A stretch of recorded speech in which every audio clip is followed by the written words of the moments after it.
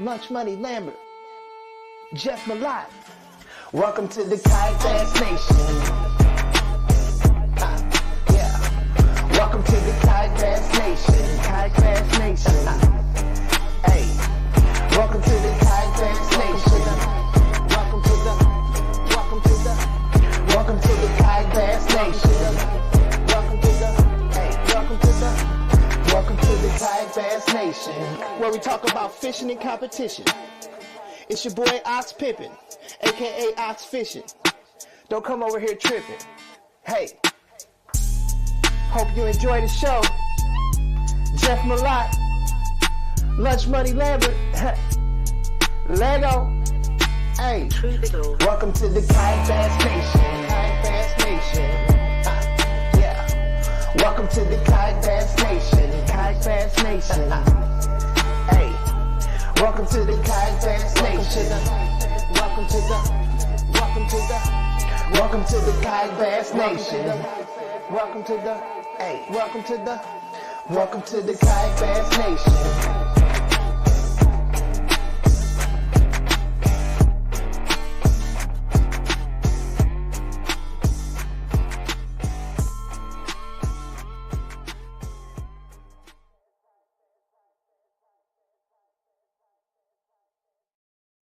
All right, what's up, everybody? Welcome to KBN Live. Ryan, what'd you think of that intro, man? I tried to jazz it up. I like it. No, you got to switch it up. Switch it up.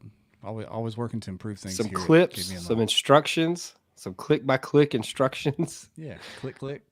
So follow, like, share, that whole thing. Yeah. Appreciate everybody joining. We got people joining from Facebook and YouTube. I see them. The numbers climbing already.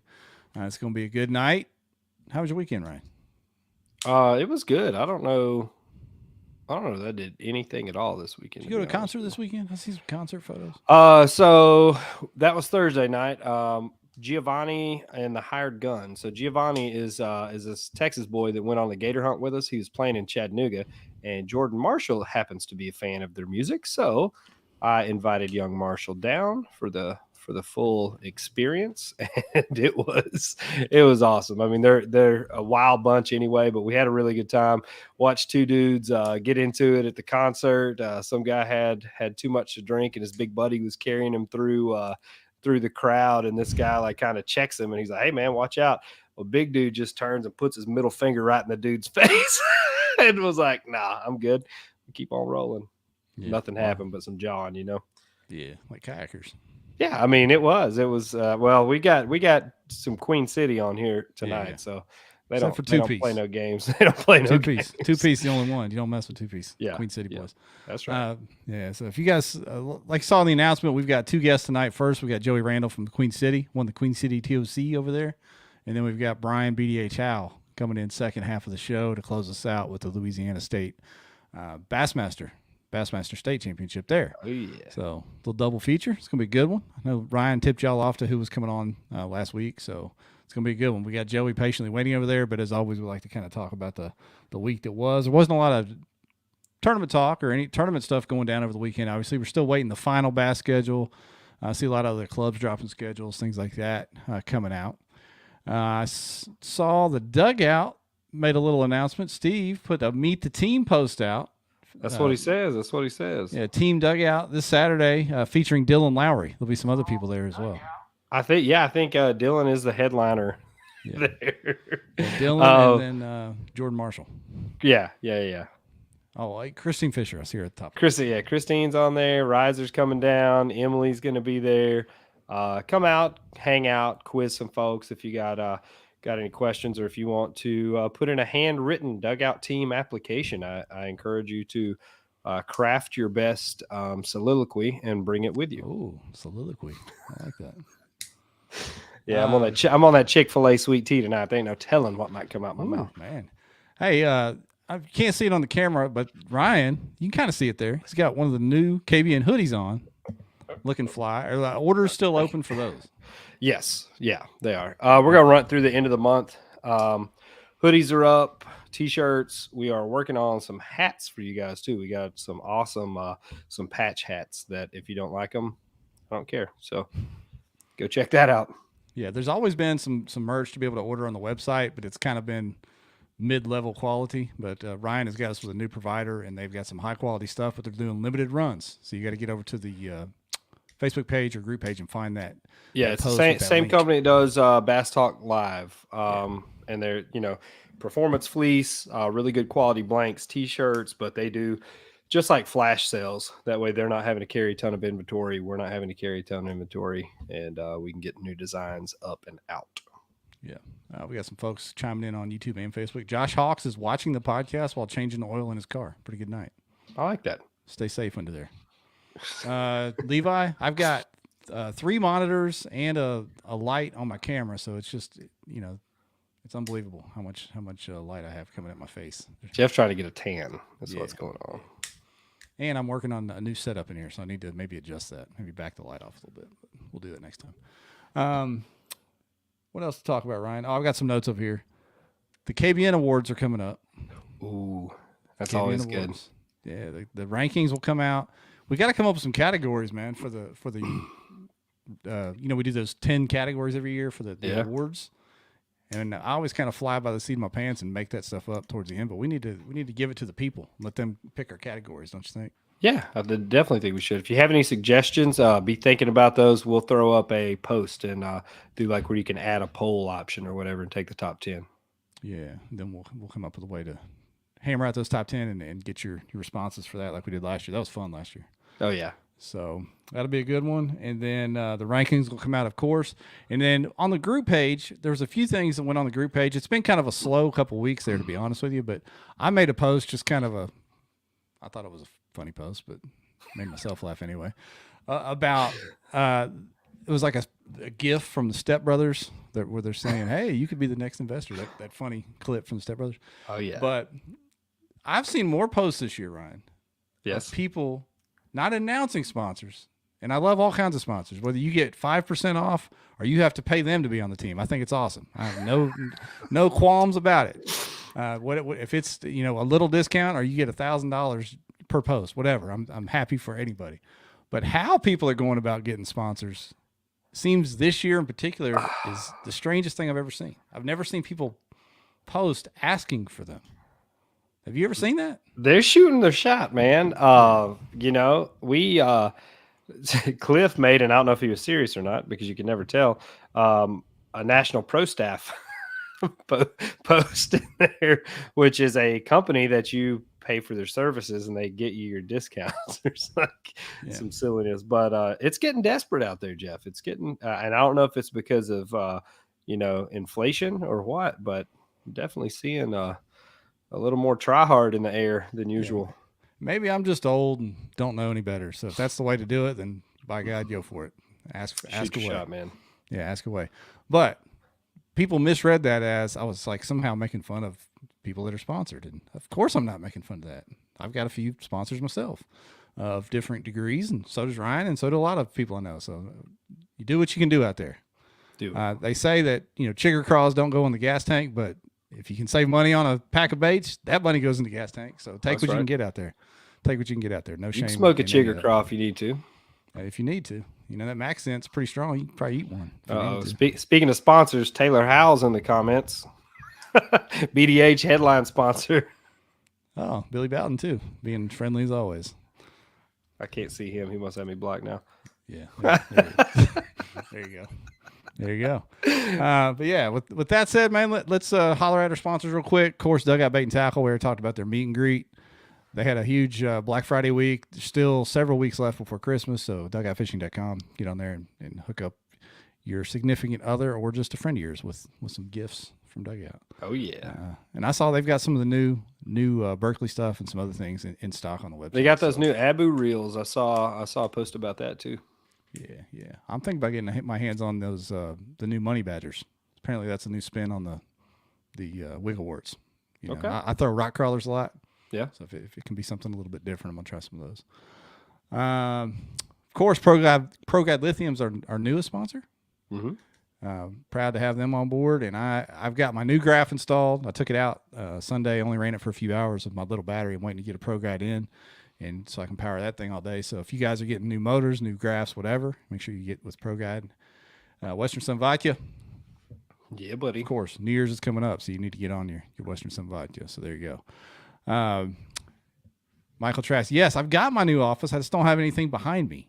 It's just a blank wall, but the office is done. It looks fantastic.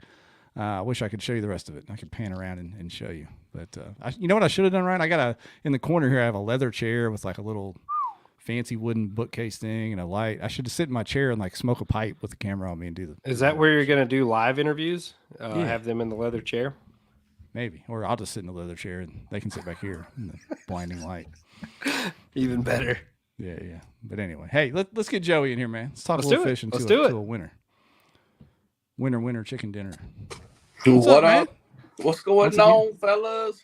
TOC champ. Yeah. I'm surrounded Joey by Randall. TOC champs again. Ooh, finally. Wait a minute. Y'all are talking about national pro staffs. That's still a thing. Are they still around? Oh. I figured since you won the TOC, you'd have that letter in the mail. I'm signing up right now. Hold on. You ain't checked the mail in a while. I like it. TOC champ. Yeah, that's what's up, fellas. That's me. That's me, sir. So tell us about Queen City's TOC. Number one, tell us about the format, because every time I look at TOC at the Queen City numbers, I think y'all ain't catching shit, but y'all do 4 fish. 4 fish. and I'm always like, wait a minute, hang on now.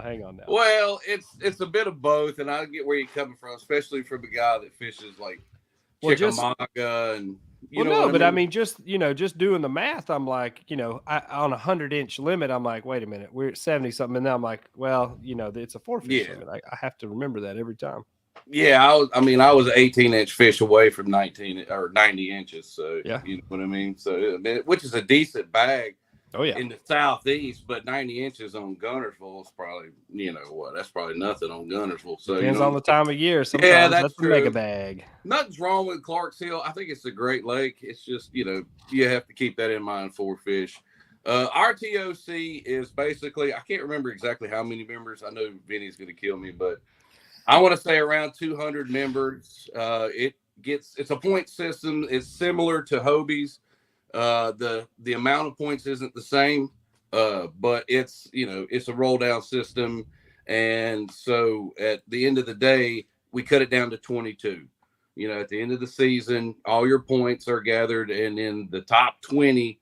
And then we have 2 from a fish off that make it in. And then you duke it out. And that was after 10 events this year. We started in February and ended in November. Nice. So 10 events, cut it down to 22. And it's a 2-day event. It's a blind event. You can't practice it. It was my first time ever seeing Clarks Hill. I've never fished that lake. It was cut off a month before, so there was no practice, and it was 2 days. Let's see what other info in there. Yeah, that's about it as far as the info of the tournament. I didn't realize it was cut down to 22 anglers. That's cool. Yeah, it's our classic. Man, that's how I was going to win one. I knew exactly how it was going to happen. We were going to have to get 5 of those flyers that, great anglers, nothing wrong with them, but you know how fishing 100, 150-man derbs are. Dude, you'll have 5 guys in there that have no business catching a sack, and you're like, well, where the hell did you come from? You know what I mean? Yep. So, even though it's only 22 guys, it's 22 of the absolute best out of in the neighborhood of 200 guys. And so this is my sixth time qualifying. I have finished second twice and I have won it once. I like it. You got to get up there and get up, face those hammers, man. It's never easy. It's tough, but I was lucky to pull it out this time. It's a lot of relief, man. It was more relief than it was proud. I'll be honest with you. The fishing gods owed me one. They owed me one. I got 7 second places in the trail. Yeah, hey, that's consistent. That's consistent, Joey. It's consistent, but nobody wants to be consistent. People want to win. That's what they say. I would have taken consistent. I was consistent this year on the wrong end. If you ain't first or last, is that what you're thinking there, Ricky? He's still sitting on that 30 grand. Like, yep. I wasn't sitting on that 30 grand for 2 months, Joey. That's right. You got a diesel. You weren't on it long. I don't sit still long, buddy. No. That got eat up in death fluid.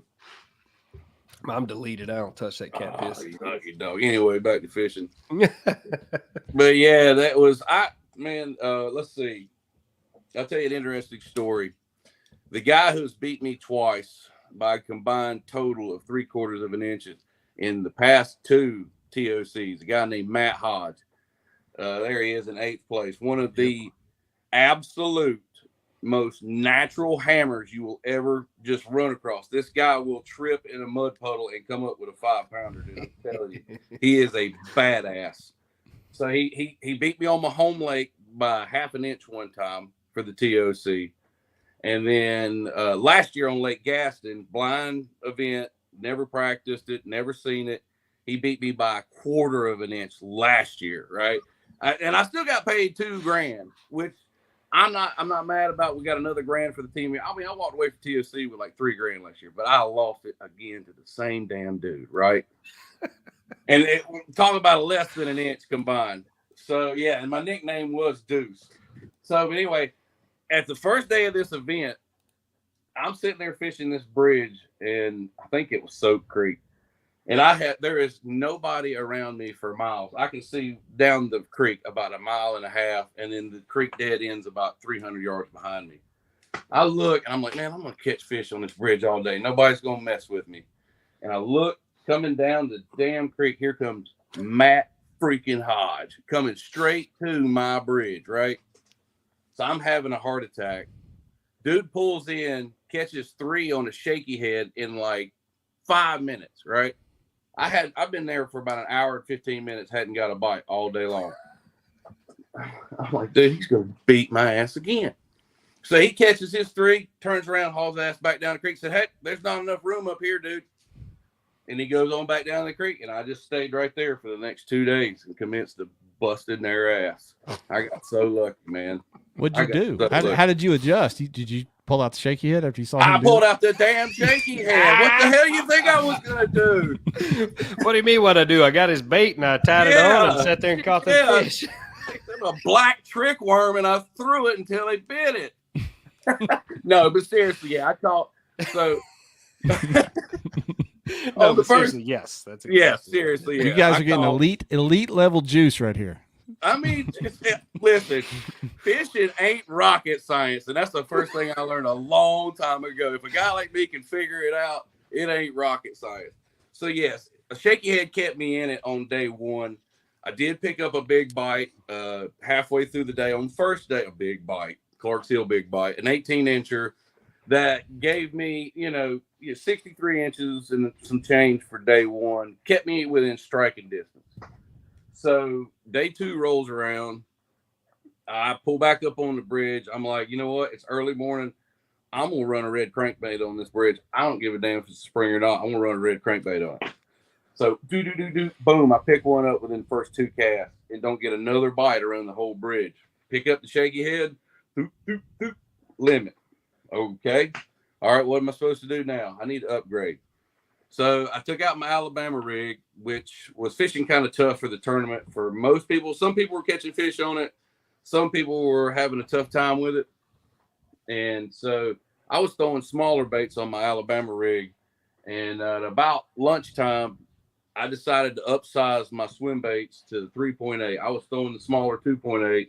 So I upsized because I started seeing bigger bait fish, which turns out I thought it was threadfin, and some people at the bar that we were at confirmed that lake had threadfin, or not threadfin, the ones that roam Hartwell, the blueback.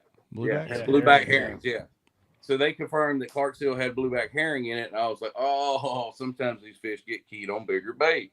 And man, as soon as I switched it up to the 4-inch Kitex, they just started hammering it. Dude, within 3 casts of switching over to the 4-inch Kitex, I caught a 6-pounder, and that was the big fish of the tournament. It was, it's what helped me push to the win, but it wasn't just the big fish. The fish in general, even the smaller ones, started biting it better because I upsized. And I don't know if they were keyed on the bluebacks or if the water got dingy the deeper it got. So I couldn't really tell if they were picking up on just because they could actually see it or if they wanted bigger bait. But either way, they bit the hell out of it. I wasn't going to argue with them.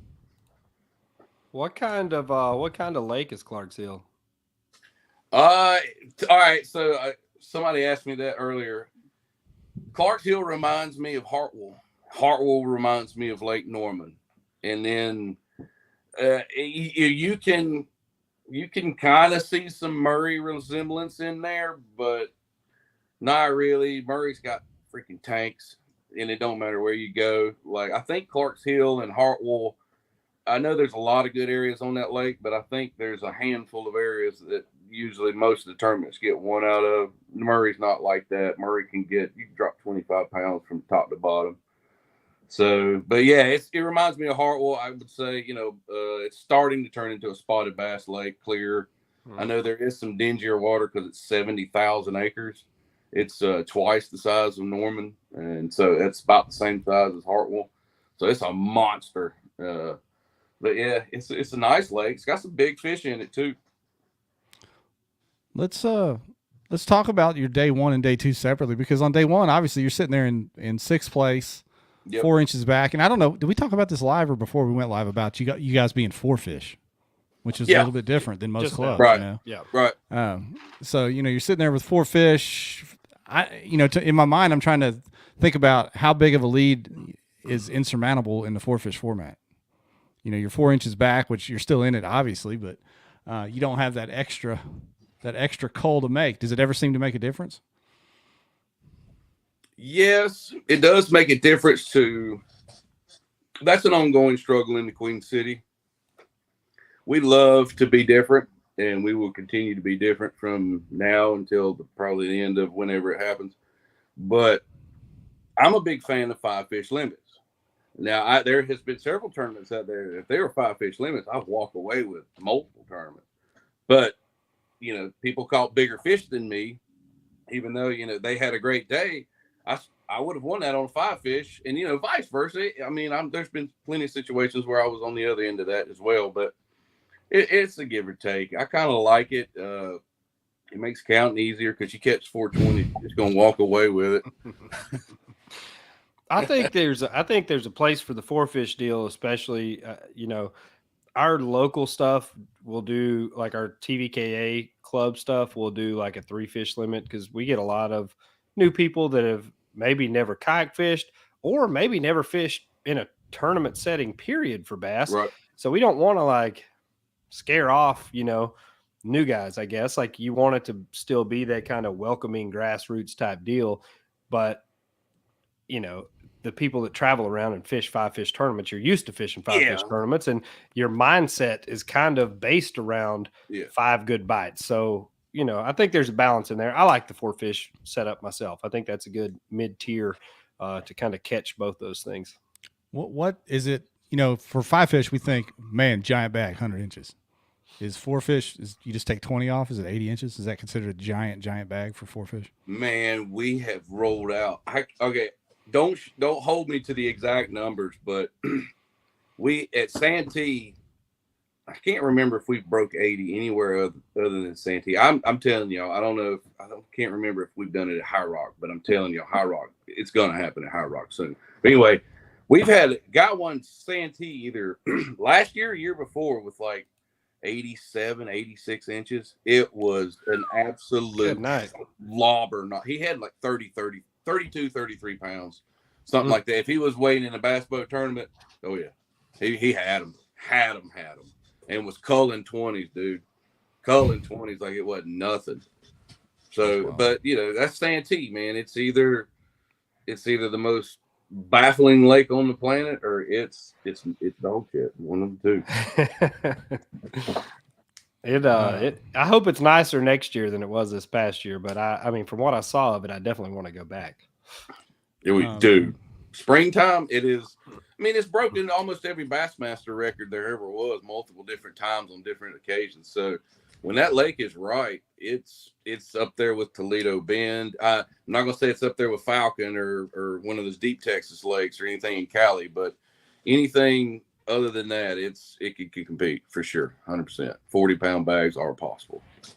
So, you see Billy Bowden's question on the screen there. He asked, I know you travel around and fish other tournaments outside of Queen City, obviously, nationally. Does going from the 4-fish to 5 make any difference? Same. Well, when you only catch 4 in a Hobie, it makes a big difference. That's a Joey Randall answer right there. That's right, man. I just go out there swinging and catch. I usually, some people focus on bigger bites. I focus on a medium range. I do know when I need to go get a big bite, but I will take those 17 to 19 inch fish all day, every day, and stay on them. You know what I mean? So whether I have 4 of them or 5 of them, I don't care. I want 17s to 19s. I don't have to have 21s and 22s. Yeah, those are great for the scoreboard, but day in, day out, 17 to 19. I like that mentality. You ain't going for the best looking woman at the bar. You're going for the one that increase your likelihood. Yeah, medium ugly. Yeah, I like that. Always available. I can catch some 17s out there probably. That's right. Oh boy. Towards the end of the day, it's getting dark. Take you 15. Take you a shaky hand out there and drag it around, see what happens. Yeah, when you get arrested. That's right. Oh wow. We're spinning out of control. Are we? No. I think it's where we're supposed to be. No. Exactly. So let's talk about your day 2, man. Day 2, it looks, like I said, I don't know the 4 fish totals, but 72 inches. Normally you say 72 inches, that's not much, but 4 fish, it's a lot. It's 18 away from 90 inches. Yeah. Huge jump for you. How'd day 2 go for you? Was that a quick start, hot start? When did that 21 come on? No, it was not a quick start. I grinded out a limit probably, I don't know, that 6-pounder was part of my limit early. So I think it was my 4th fish caught. I think that was my limit fish actually. So yeah, no, that was around 12:30. I lost an 18 and then I did catch another 18 at the end of the day that actually won it. But no, it was actually kind of slow until I made the switch. Once I made the switch to the bigger baits, I called every fish out within an hour, and then the sun came out, and then that's when that one bit.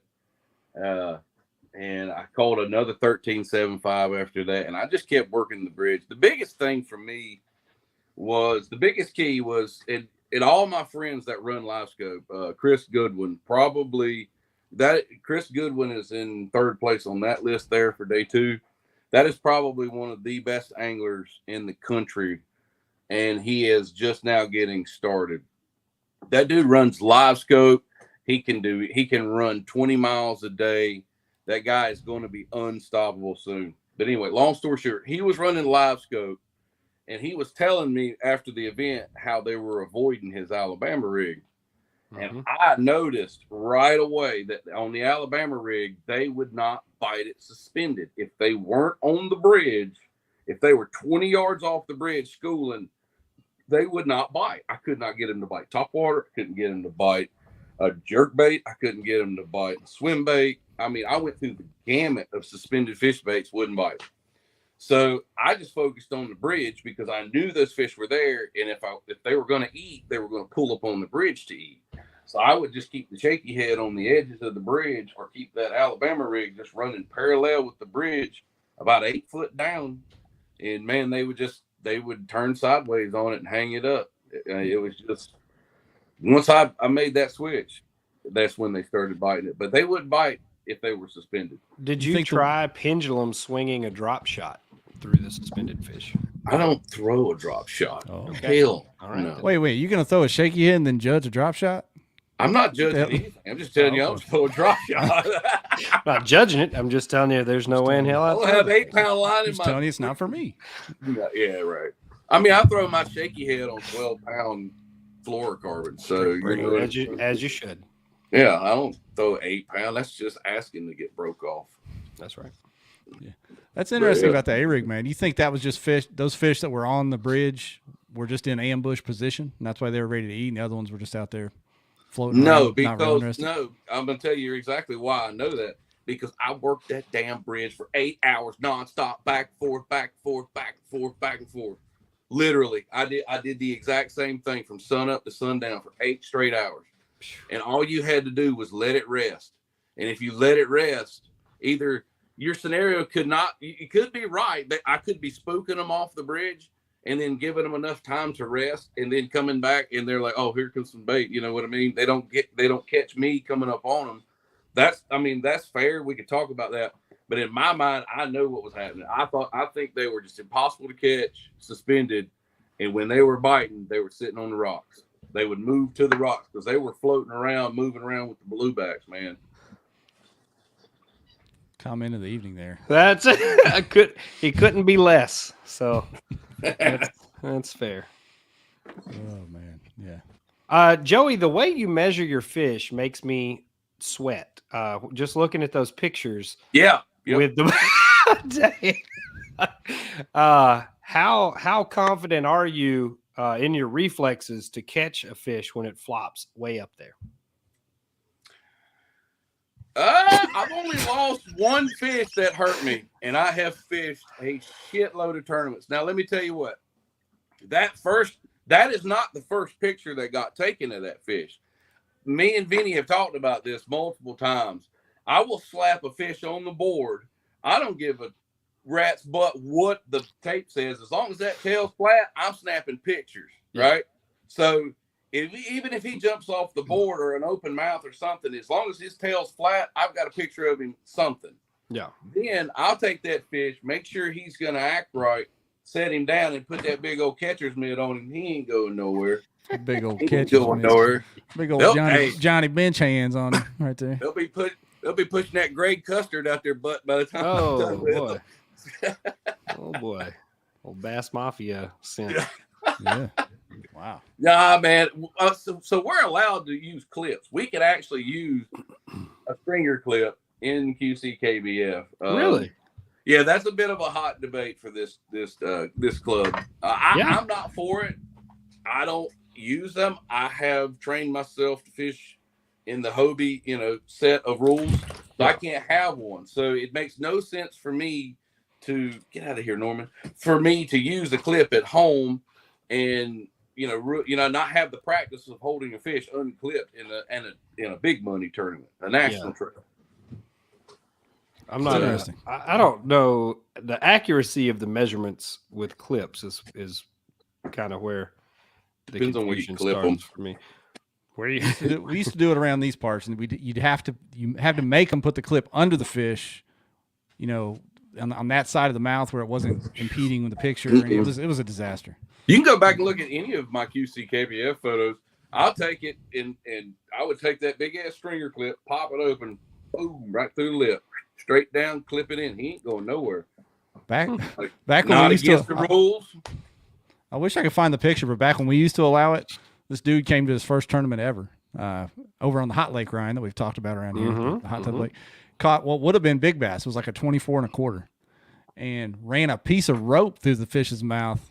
Yeah, I'm talking about like ski rope holding it. You couldn't see like this much of the fish's mouth, and tried to submit the picture and get DQ'd. I don't think he ever fished with us again. So well, do what you got to do in that scenario. Yeah. So that was the. But I do like it. It also falls a little bit in line with the 4-fish limit. I'm telling you, it does keep.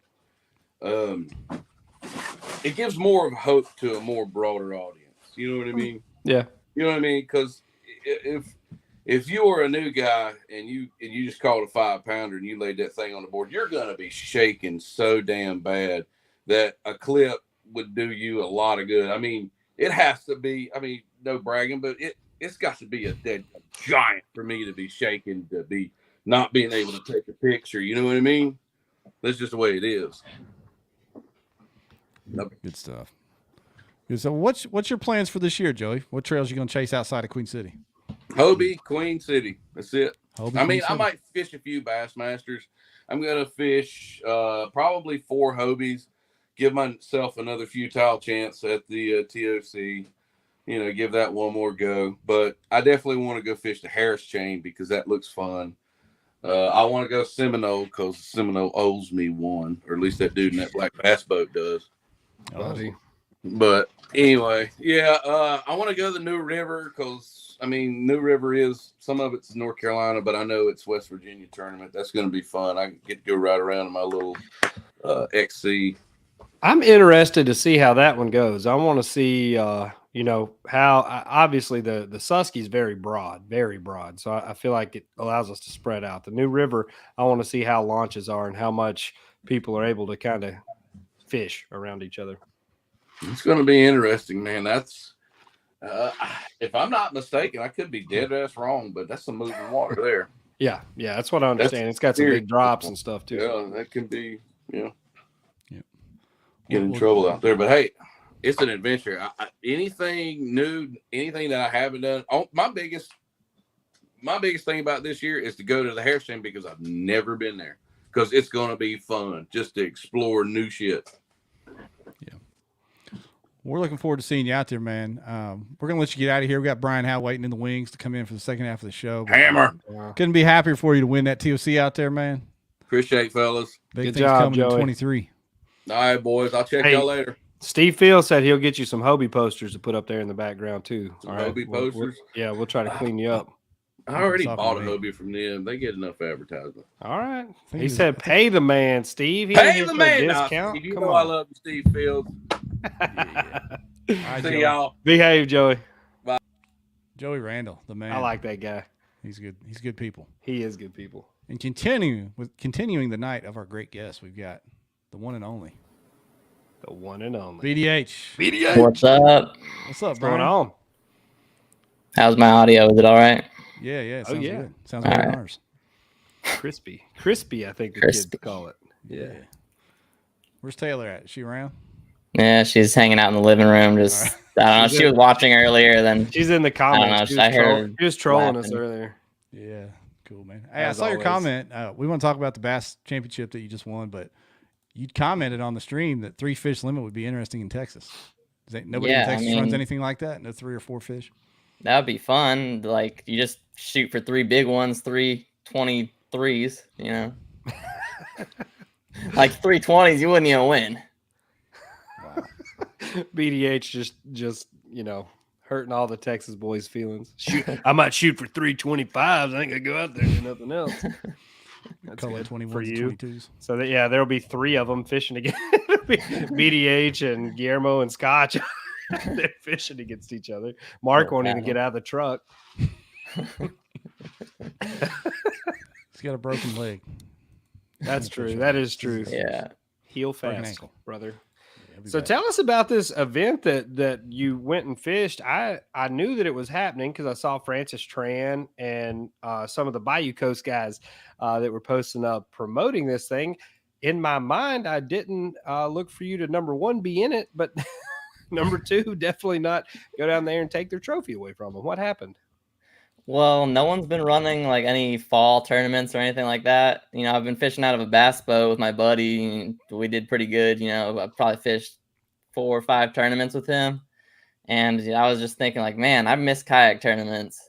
And I was kind of looking at that tournament on the schedule. Like, I was like, it's kind of far. And I don't know if I want to do it. And then eventually it just got to the point where I was like, screw it. Why not? Where was it? What lake was it on? Caney Creek Lake in Louisiana. It's kind of near Monroe. Okay. Is that one of the ones that MLF fished? Yeah. Shit. Is that the one that like Randy Howell was pulling like 12 pounders out of bushes and stuff? Yeah, that's part of the reason why I wanted to fish it too. Yeah. I mean, it has a reputation as a big fish lake, right? Yeah, we were talking about that when like all these schedules were dropping. I was like, what was that lake around Monroe that they were smashing when we were on Toledo Bend? They were up there wrecking them. Yeah. Holy cow. Wow. That was the second place finisher's big fish. So there you go. Okay, well, that's fair. That's a big one. Jesus. So how did this lake set up? Because I mean, I'm not familiar with it at all other than seeing the highlight reel of what happened this spring. It's super clear water. If anyone watching has been to Lake Athens, it's pretty much like Lake Athens in Texas. Tons of grass. You know, you have eelgrass, hydrilla, pondweed, coontail. You got everything. So that's what I like fishing the most.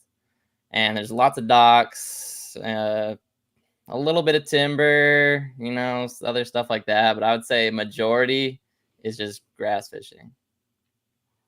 Did you fish? Did you get to pre-fish at all, or did you go in blind on it? I woke up at 1 a.m. and drove straight there and just went in blind. Never been there. Never, I just did some map study the night before, kind of picked where I wanted to fish and went fishing. Went in with a burlap sack and a pistol and just say, "Give me your money." That's rough. That's good stuff, though. I mean, did you feel like you were fishing free because of that? Like you didn't have any preconceived notions? You just went in there and fished? Yeah, kind of. It was just like go in and cover water, and eventually I'll run into them. That's how I kind of go about it. Because this year I really haven't practiced, but a couple tournaments. I probably went into 95% of my tournaments just completely blind. Luckily most of the other tournaments I had at least been to the lakes before, once or twice maybe. This one I had never been, so it was kind of different. Ryan, I don't know if you know this or not, but just about every tournament I go to that Brian's at, I end up finding him on the water during a tournament. How does that make you feel at the end of the tournament? It makes me feel like I know I'm picking a decent area, but apparently I can't catch fish. Like my instincts are good. Yeah. So I'm halfway there, Ryan. I'm picking good areas. I just can't catch them. So how did the breakdown go once you got on the water? Obviously, I guess you had your eyeball on a pretty good area. What did it take to get that first good bite so you knew you were doing the right thing? So first thing, I get out there. It's just like pitch black. It's super foggy. You can't see anything pretty much. I motor kind of not full blast to my spot, but fairly fast. And I'm like in the creek that I want to start at, and I see a green light and this really bright white light. I'm like, you know what? It's dark still. May as well just start there. I start there. Couldn't believe I couldn't get a bite off that dock, but I moved. As I was going in there, I saw on the side imaging, I saw like a little area with brim beds. I don't know if there's actually any brim on the beds actively, but I was like, you know what, I'll fish that spot too. It's like 2 docks over, so I go over there, fish that, boom, get the first keeper. From there, my original plan was to start all the way in the very back, but there's a bunch of duck hunters back there, so I couldn't go back there for the first couple hours. It's a small creek and everything, and the whole lake's pretty small overall, but I try to go back there. I'm like, yeah, okay, I'll just work my way up from that dock I was at, just fishing grass points, fishing little drains, whatever I could find.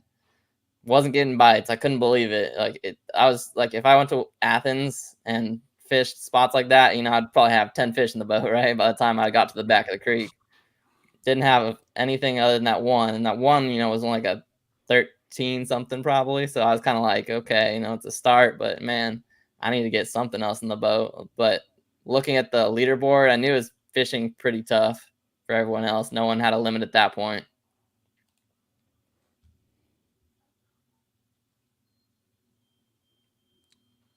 Did Brian freeze up? No, this is just for dramatic effect. No, there we go. Now we got it. Now we got him. You froze on us. I was like, uh-oh.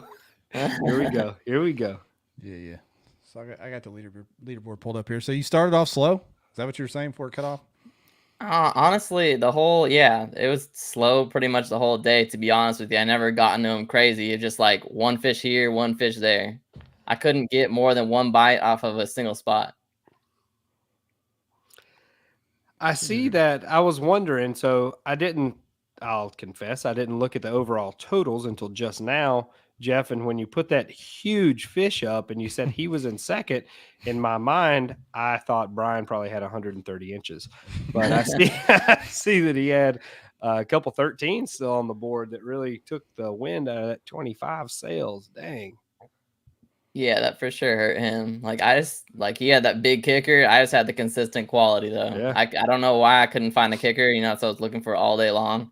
Just kept fishing and fishing. I was like, I'll run into like a 21, 22, something like that. Nothing all day. I'm not a math whiz, but if that was a Queen City event, he might have got you. Yeah, probably. If you take the 17 and the 13 away, I don't know. He might have got you. But yeah, did you leaderboard watch? Did you submit your fish all day? Did you see his big one on the leaderboard there? Well, the thing is that they turned the leaderboard off at like 11 a.m. It was super early. Oh, wow. So I knew it was tough in the morning, but, the weather kind of changed a little bit in the afternoon. I was thinking, man, maybe people will start catching them. And, I was just fishing around. I saw one guy near me catch one. I'm like, oh, crap. Maybe it's getting better and people actually really are catching them. I need to pick up the pace because I think I only had 3 fish in the boat at that time. And then I see another guy near me get a fish. I'm like, okay, well, that's 2 guys catching fish. That's, kind of tells me something. Did you get on a pattern, or was it just kind of junk fishing all day trying to put something together? Just fishing grass points basically with a chatterbait and a lipless. I mean, that's Pretty you know, standard. it was Pretty standard fall deal there. Yeah, it was a pattern, but it wasn't like a red hot pattern or anything. I wasn't smashing them by any means. It was just picking up one fish here, one fish there. You know, I took until, I don't know, probably like at least till noon to get a limit, I would say.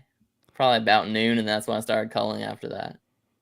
Had you already qualified for the championship on Chickamauga, or was this your qualification? No, I already qualified. I qualified at Fork when I caught that 106 inches on day 2 and moved from like 30 something place to 8th, I think. But I caught that 106 on day 2 casually.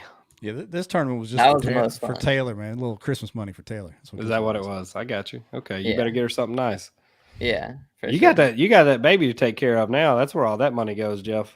Yeah, that's why I didn't practice or anything. Like I already agreed to watch the baby on Friday night before the tournament, and like I hadn't committed to the tournament yet. I was kind of just like on the fence, and I was like, I'm gonna do it. And then I was like, crap, I have to watch Maverick on Friday night. I was like, well, I guess I'm not going to pre-fish or anything. I'll just drive down the morning before, because there was nothing like I couldn't get out of it. Basically, I couldn't weasel my way out of it at all. And you're gonna have to get a little kid seat to put in the Hobie and pedal him around with you. Yeah, for sure. You'll be legit. What are you looking forward to most as far as next season goes? I mean, we've heard rumors of the Bass schedule. We've seen the Hobie schedule. What are some of the top events that you're looking to hit? Seminole. Yeah, obviously. Seminole. That's one I for sure want to hit. That's like what I'm by far, looking forward to most. I mean, and I like how it's different time of year. It'll be post spawn versus, we normally go like pre spawn. We go cold front is what we normally do. Cold front, you're right. But hey, I mean, I like fishing that time of year too, like pre spawns. It seems like I do really well pre-spawn and I do really well post-spawn. I don't do too well during the spawn. Yeah. That I don't know. That spawn's hit or miss. I feel like if you find a real hot area, then you love it. If you don't, then you're just running around all day looking for the real hot area. Yeah, I'm just not really a sight fisherman, Like I'll do it if I'm struggling, but I don't actively go like, okay, I'm gonna go look for a bunch of big fish on beds and just bed fish all day. Like I'm only going to do that if I'm like, well, I'm only catching 12 inches otherwise. So let me just go bed fish. I'm sitting here trying to remember, did you win Seminole last time or runner up?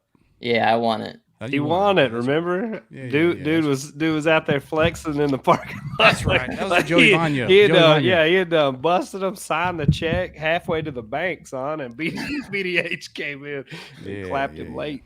That was awesome. Yeah, that was awesome. That's probably one of my favorite tourney finishes right there. That's right. I couldn't remember which tournament that was that happened, but that was Seminole. That definitely was. Was that the one you talking about? Using the Strike King Thunder Cricket instead of the jackhammer or something like that? Yeah, I remember the story now. Yeah, it's awesome. He passed my buddy. Like y'all passing a culvert or something, and my buddy called me. He's like, I'm pretty sure the guy that won that passed me, leaving that spot. He's like, he just went back there and stroked him all day. I was like, dang, that's got to feel good. Ugh, old Seminole, she's a beast. Yeah, we got some comments. Cliff Allen is asking, he's begging you to say a cuss word, Brian. I don't know why. Say a cuss word. Say a cuss word. I've said cuss words on here before. On demand? Why would he want you to do that? Why you don't put the man on the spot like that? Taylor's watching. You won't get in trouble. Yeah, Maverick and Taylor watching. She don't know he curses. Yeah, Maverick has to watch this tomorrow. Yeah, this is forever. This is on the internet. You can go back and watch this 10 years from now. Say, Dad, what are you talking about? Bless. In the annals of history, Ryan. Whoa, what? Wait a minute. I don't know if we're going there. No, Billy, that's old news, man. Thunder Crickets aren't going to be sold out. That was a year ago. Yeah, they were sold out a year ago. Yeah. Now they're back in stock, so just go buy them up. Now people out there slobber knocking. They slobber knocking out there. They ain't worried about Thunder Crickets. Yeah. We got Taylor throwing laugh emojis. She's having a good time in the other room. Can you hear her in there laughing, or is she just throwing emojis? She was definitely laughing earlier. I don't know now, but earlier she was. All right. Oh, Ramel said the only other guy to run an NK300. Did you run that at the tournament? No, I didn't. Unfortunately, I didn't get to keep that motor yet, so it was pre-production. Well, if it makes you feel any better, I haven't seen an NK300 yet either. So yeah, nobody has. Ramel, not yet. Everybody's about to see him soon.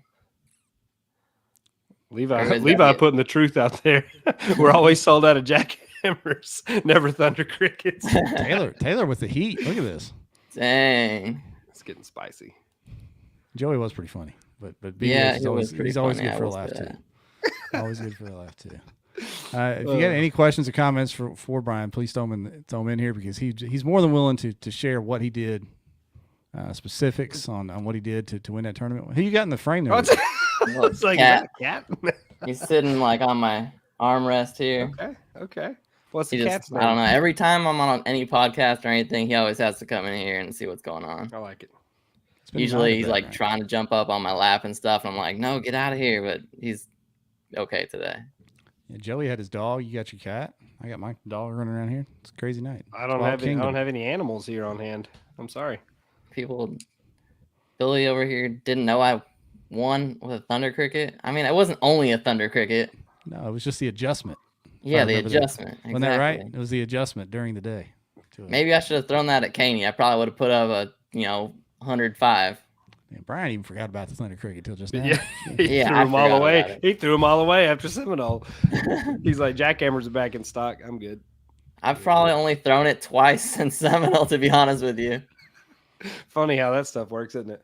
Yeah, like you get on one thing, oh yeah, this smashed this one day, and then it's like, I don't know, you forget about it or whatever, and just sits in the box. This guy made a comment the other day. I posted like these big swim baits, and I was like, man, I can't wait to go, throw these big swim baits around this TWRA place out west.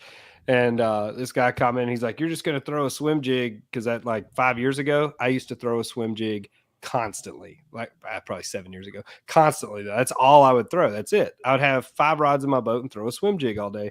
And I was like, you know what? How stupid is that? Because I used to catch fish doing that. And I was like, I didn't even throw a swim jig one time this whole season. Like, that's how stupid people get. I feel like I think you forget those go-tos, and you're always looking for what's next and what's new and what's it changing to. Maybe they'll eat a square bill in a swim jig for the rest of their lives. Like, who knows? Let's find out.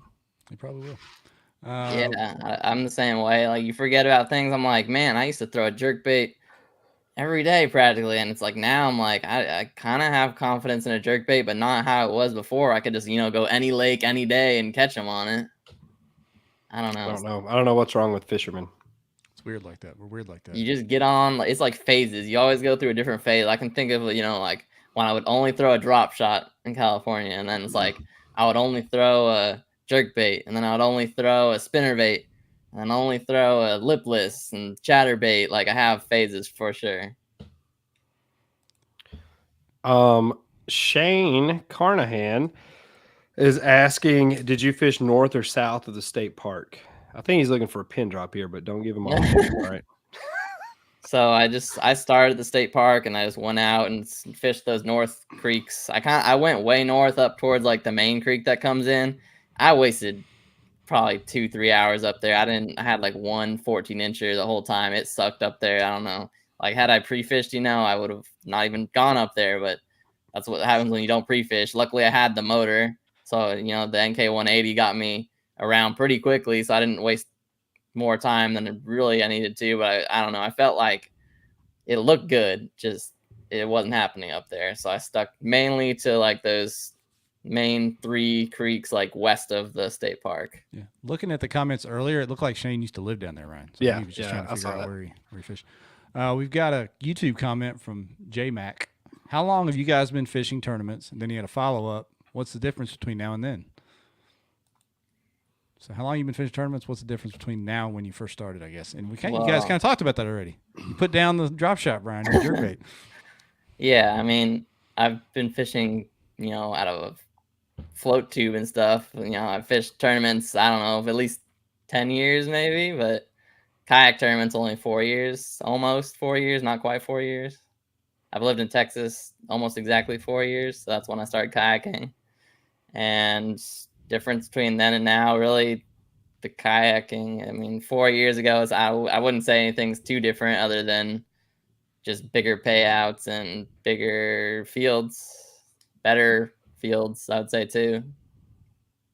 Everybody seems so good now. See, I feel like 100 inches in a tournament was really hard to catch like 4 years ago.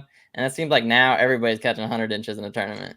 I don't Yeah, know if, ain't like, that the right, lake- Jeff? Not everybody. and not everybody. I don't know if it's the lakes are getting better, the fishermen are getting better, or what it is. Or we're just like hitting the lakes at the right times. Like, seems like every year I see multiple tournaments, one with 100 inches. I think it's growth hormone leaking into the water. Growth hormone. Yeah, it's I just think, something I think depending on what fisheries there are, like things come in waves. Like living where I do between Chickamauga and Gunnersville, I've seen both those lakes. Gunnersville was pretty far down 6 or 7 years ago. Now Chickamauga is much tougher than what it was 5 or 6 years ago. It was not literally, you could go out and every single day you were catching a couple 20-inch fish. Like, I mean, that was just a normal day of fishing on Chickamauga. Now there's so much pressure. And, you know, we talked about the baits, like people not throwing things that they used to. Everybody's throwing a jackhammer now. Everybody's throwing an Alabama rig for 5 months out of the year on Chickamauga now. After dude busted that whatever 16-pounder, like everybody is out throwing a Alabama rig. I think you see fish get used to those things and they don't react the same that they did to them. And I think that's why what changes over time. I think as fishermen, you see the hot items come onto the market, and when it's first there, you have to jump on it because the fish, you know, they haven't seen it much before. They're a lot more likely to react to it. But once they kind of desensitize to that, then you have to start looking for other options. And I think that's probably, you know, mentally why as fishermen, you're trying to look for kind of similar, but different things, like going back to a swim jig, maybe that doesn't have a vibrating blade on its face. Like, who knows? Levi, on that note, all this talk of chatter rates, have you tried the slobber knocker? We mentioned it a little bit ago. Not yet. I mean, it's on my list to try it for sure. Yeah, I don't know. Seminole, if things are tough, pull it out of Seminole this year. Yeah, I mean, that's going to be the rotation right there, right? Just have 3 rods. That's all I need, right? 3 rods, 1 jackhammer, 1 thunder cricket, and 1 slobber knocker, and that's all you need. That's pretty much it. Yeah, I think so. Let's see. One of those will get bit, right?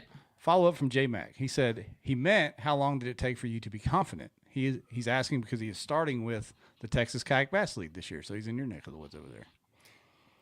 I would say a couple months, but I don't know. It seemed like I had success kind of almost right away. I think my first tournament I did really bad. Not I wouldn't say really bad, but you know, I didn't get a limit my first tournament. Second tournament I got like a check. I got like 4th place or something, you know, and then I guess from there it just kind of I felt pretty good at that point because it was on Caddo and I had never been to Caddo before. I didn't practice or anything. Just kind of went and winged it with a jackhammer and, you know, a couple other baits, and that worked. And I kind of just ran with that for the next, I don't know, the rest of that season. That's lovely. New angler. How long did it take you to get confident? Probably 4 months.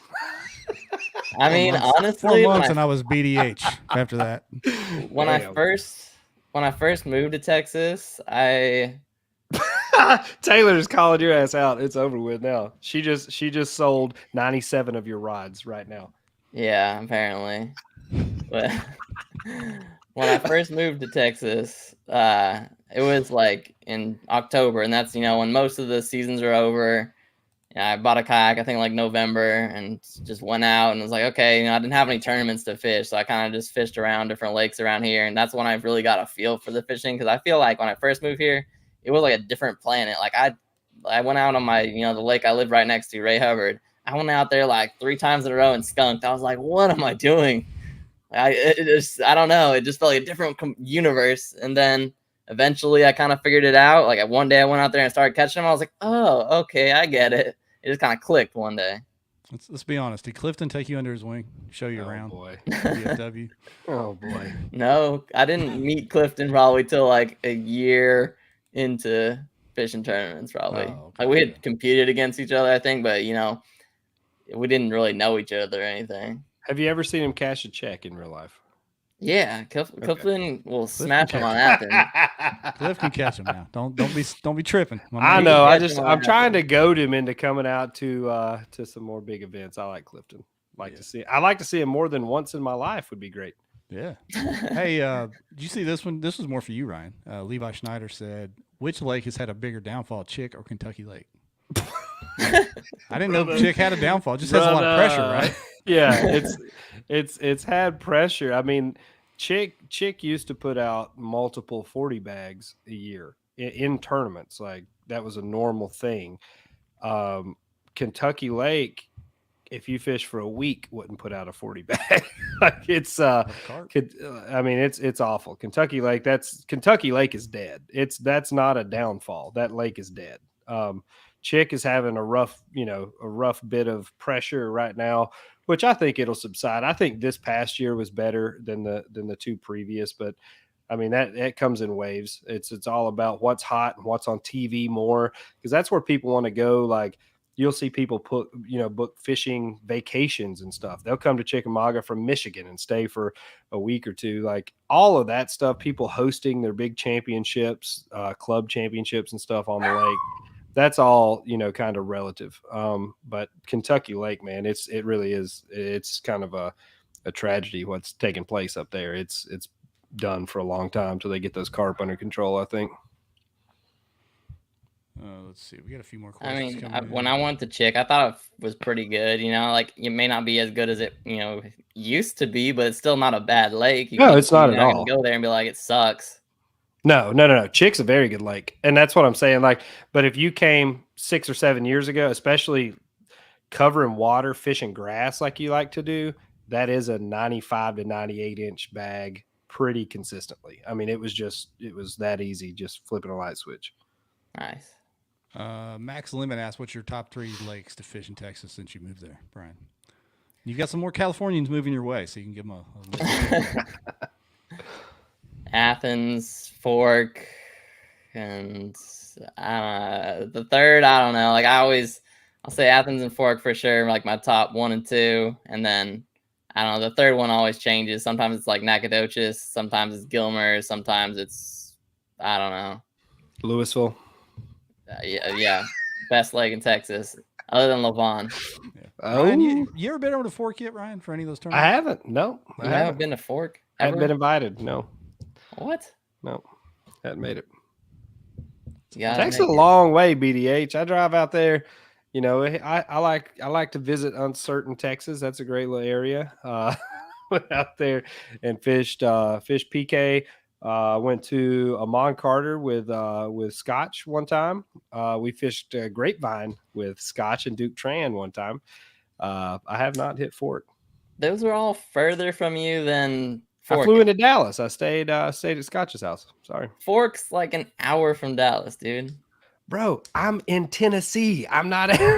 Like you're flying each one of those is a DFW. trip. I had to work, man. I got a job. All right. I'm not a PKA, believe it or not. Not yet. All right. But next time you come down here, bro, get off me. If they would quit, if they wouldn't have Fork when it's frozen with 6 inches of ice, I can see the weather. I ain't signing up for that bullshit. Damn, the whole interstate system shut down. Ramel throwing shade at you. He said, Ramel. Man, whatever, Ramel. Get out of here. J Mac on YouTube again. What do you think of Lake Conroe? Have you fished it? Conroe? I haven't been to Conroe. That's like 3.5 hours, 4 hours for me, maybe. I mean, seems like a good lake on like that north end stuff, all that shallow cover and everything, but then the rest of the lake's kind of overrun with, pleasure boaters and everything. Gotcha. What do you think about that new lake they're building up there north of Dallas? That's going to be supposed awesome. to be the stuff, right?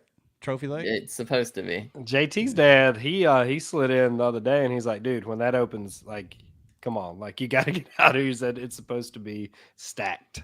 What's the name of that? It's like it's got some name. Bodark. Bose Desark or Bose. Bodark. Bodark. Jeez.